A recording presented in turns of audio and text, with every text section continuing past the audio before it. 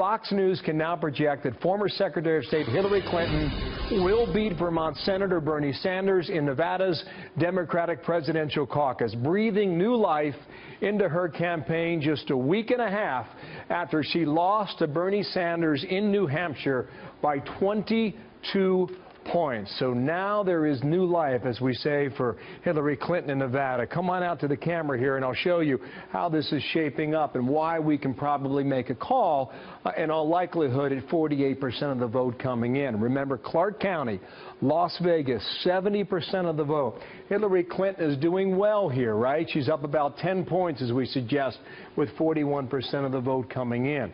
You go back to 2008, and I'll just go back to a comparison's sake.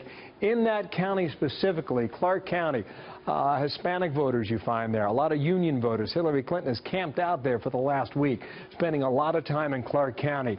In that election of 8 years ago, Hillary Clinton beat Barack Obama by about 12% of the vote, and that's what helped steer her to victory in Nevada in 2008. So critical there, and now we can make a call. In Nevada, Hillary Clinton will be your winner. What's the final vote tally? What's the final count? That will be debated.